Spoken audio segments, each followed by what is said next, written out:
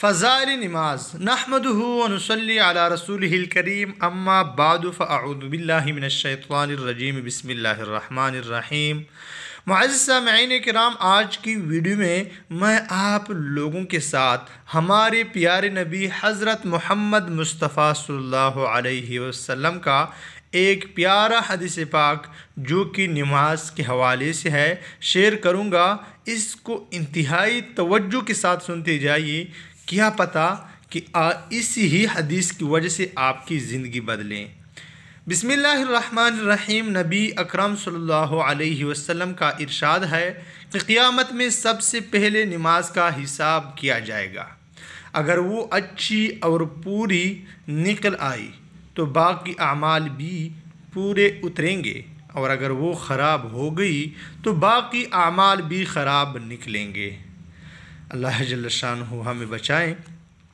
حضرت عمر رضی اللہ تعالیٰ عنہ نے اپنے زمانہ خلافت میں ایک اعلان سب جگہ کے حکام کے پاس بھیجا تھا کہ سب سے زیادہ محترم بشان چیز میرے نزدیک نماز ہے۔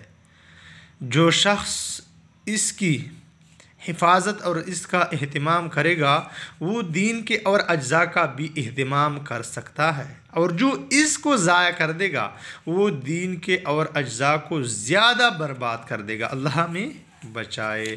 اللہ تعالی ہم کو بجماعت کے ساتھ نماز کی توفیق نصیب عطا فرمائے۔ فائدے میں شیخ صاحب لکھتے ہیں، نبی اکرم صلی اللہ علیہ وسلم کے اس پاک ارشاد اور حضرت عمر رضی اللہ تعالیٰ عنہ کہ اس اعلان کا منشا بظاہر یہ ہے جو دوسری حدیث میں آیا ہے کہ شیطان مسلمان سے اس وقت تک ڈرتا رہتا ہے جب تک وہ نماز کا پابند اور اس کو اچھی طرح ادا کرتا رہتا ہے، کیونکہ خوف کی وجہ سے اس کو زیادہ جرأت نہیں ہوتی، لیکن جب وہ نماز کو ضائع کر دیتا ہے، جو بندہ نماز کو چھوڑ دیتا ہے، تو شیطان کی جرأت بہت بڑھ جاتی ہے اور اس آدمی کے گمراہ کرنے کی امنگ پیدا ہو جاتی ہے، اور پھر بہت سے مہلکات اور بڑے بڑے گناہوں میں اس کو مبتلا کر دیتا ہے۔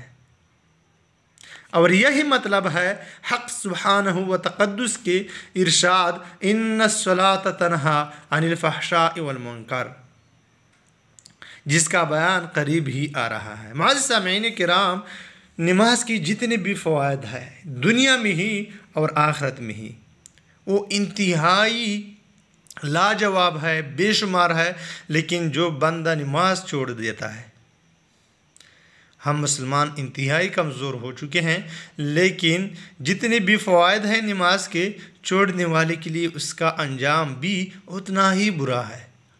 اللہ ہمارا انجام اچھا اور بہترین کرے۔ وآخر دعوانا الحمدللہ رب العالمین۔